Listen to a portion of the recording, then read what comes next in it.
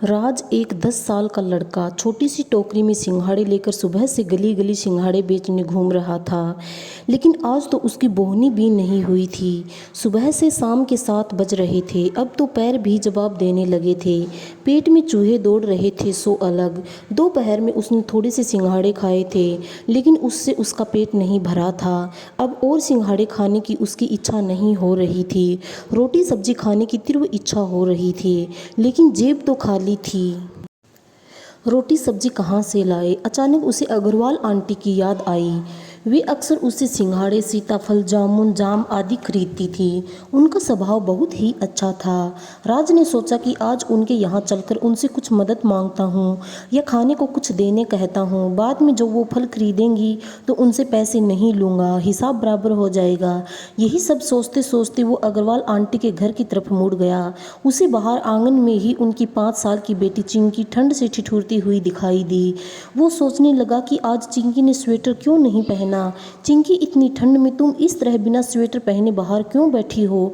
Mummy कहाँ है? Mummy को बुलाओ ना। चिंकी रोने लगती है। रोते रोते ही कहती है, मम्मी घर पर नहीं है। वो सुबह ही मुझे और पापा को हमेशा के लिए छोड़कर नाना जी के यहाँ चली गई है।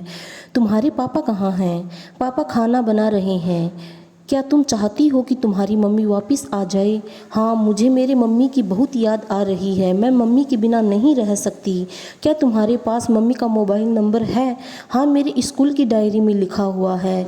मैं तुम्हारे मम्मी को वापस लाने की पूरी कोशिश करूँगा। क्या तुम मुझे उनका मोबाइल नंबर दोगी? चिंकी अंदर जाकर मोबाइल नंबर ला कर देती है। राज के खुद के पास तो मोबाइल नहीं था। वो अपने आश्रयदाता अंकल के पास जाकर उनको पूरी बात विस्तार से बताकर उनसे अग्रवाल आंटी को फ़ोन लगाने कहता है। Hello Agarwal aunty. हाँ, मैं फल वाला राजा बोल रहा हूँ। हाँ बोलो। मैं थोड़ी देर पहले आपके घर गया था। चिंकी बिना स्वेटर पहने ठंड से ठिठुरती हुई आंगन में आपकी राह देखती बैठी हुई थी। बहुत रो रही थी। तो मैं क्या करूँ? उसी की जिद थी कि उसे अपने पापा के साथ रहना है, तो रहे अपने पापा के साथ मेरी बला से। अब क्यों रो रही है? चिंकी अग्रवाल आंटी के साथ न जाकर अपने पापा के साथ रहने को तैयार हुई। इस बात से उनके दिल को बहुत ठेस पहुंचने से उनके मन में गुस्सा था। वो ही गुस्सा राज के सामने प्रकट हो गया। आंटी, मैं बहुत छोटा हूँ और वैसे भी मुझे आपकी पर्सनल लाइफ में कुछ बोलने का अधिकार नहीं है। आप घर क्यों छोड़कर गई ये मुझे नहीं पता, लेकिन मैं आपको एक ज़रूरी बात बताना चाहता हूँ। क्या आप मेरी बात सुनोगी? हाँ बोल। आंटी, मैं गरीब घर में पैदा नहीं हुआ था। मेरे पापा इंजीनियर हैं। हमारे पास बंगला, गाड़ी, नौकर चाकर सब कुछ था।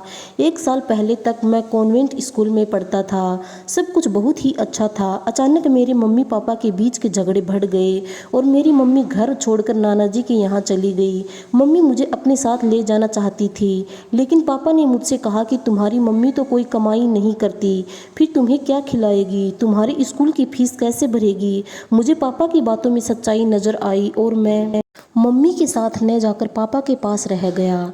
कुछ महीनों बाद ही पापा ने दूसरी शादी कर ली। नई मम्मी हर रोज़ पापा से मेरी झूठी शिकायत करती। मम्मी के बहकावे में आकर पापा मुझे बुरी तरह मारने लगे।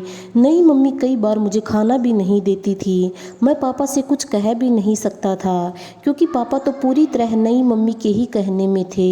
एक दिन भूख और मार से तंग आकर अपने स्कूल बैग में 2-3 जोड़ी कपड़े और पुराना अपना गुल्लक लेकर मैं घर से भाग आया।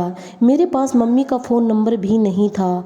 मेरे नाना जी का घर मुंबई में है, यह मुझे पता था, लेकिन उनके घर का पता मालूम नहीं था। एक न एक दिन तो मम्मी मुझे मिल ही जाएगी, यह सोचकर मैं ट्रेन से मुंबई आ गया। स्टेशन पर उतरा तो कहाँ जाना यह पता नहीं था। वही प्लेटफॉर्म पर सो जाता था और नल के नीचे नहा लेता था। गुल्लक तोड़कर पैसे निकाले तो उन पैसों से 7-8 दिन का खाना हो गया। लेकिन पैसे ख़त्म होने पर क्या करूं, कुछ समझ में नहीं आ रहा था। स्टेशन पर एक बुजुर्ग भिखारी भीख मांगता था। वो रोज़ मुझे बराबर देख रहा था। उसने मुझे परेशान देखकर मुझसे मेरी परेशानी पूछी। जब मैंने उन्हें पूरी कहानी बताई तो वो कहने लगे कि यदि मैं चाहूँ तो जब तक मेरी मम्मी नहीं मिलती तब तक उनकी झोपड़ी में रह सकता हूँ, लेकिन खाने पीने का इंतज़ाम मुझे खुद को करना होगा।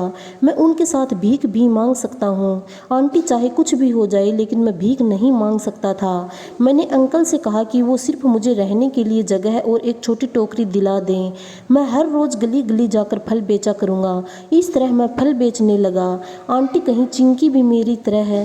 नहीं, अग्रवाल आंटी की ज़ोर से आवाज़ आई। वे अंदर गई और वापस अपने घर जाने के लिए तैयार होने लगी।